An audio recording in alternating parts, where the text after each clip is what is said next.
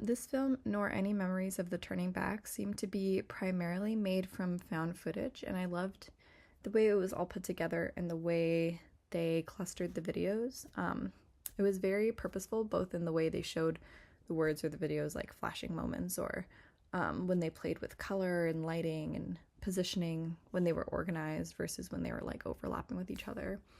It was really cool and constantly changing, and it was also a little unsettling at times with the voice, and the tone or pitch that they used was a little unsettling in a very intentional and artistic way.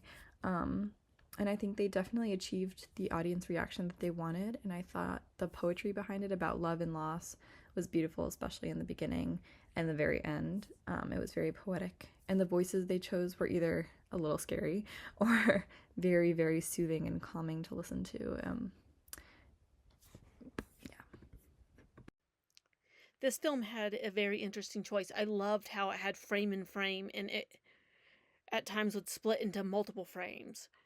It was very interesting where at first it captures your attention, where it has a frame that's very clear on one side with a girl walking with vibrant colors, very clear, smoking, and one that's kind of a grainy footage of feet in a bed, and you don't really know what's going on. And then it splits into multiple frames of drugs and kind of shows the decaying society. And then it goes back to the two frame, and it kind of continues this theme throughout the film.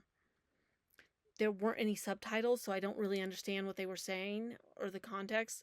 But I do love the cinematic aspect of this because you don't really see a lot of frame, two frame, or multi frame pictures anymore. You see a lot of films that kind of don't do the split frame anymore. They do one and then cut to the other quite frequently. They don't do the old school stuff anymore. And this film did that with the coloring. They did it with the sound design. They did it with the split frame, the juxtaposition. They did a lot of the old school techniques to really get into this world of the characters. And then there are a few times where it just goes to one frame, and then it goes back to the split frame, goes back and forth, where it becomes a little chaotic, but it's clearly the filmmaker's intent. And it's just nice to see that some of the old school techniques are still being used. Nor any memories of the turning backs. Interesting title, and I was very interested to see how it would play into watching this and the story of this film.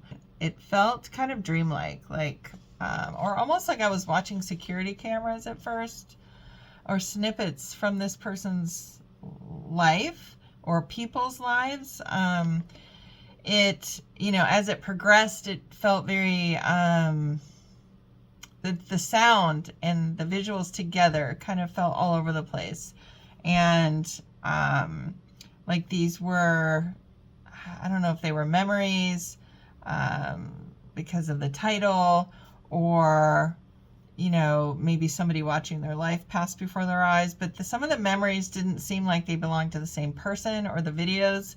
The split screen, having all the different screens within the screen, kind of just felt like a dream. It felt like different moments were happening at the same time.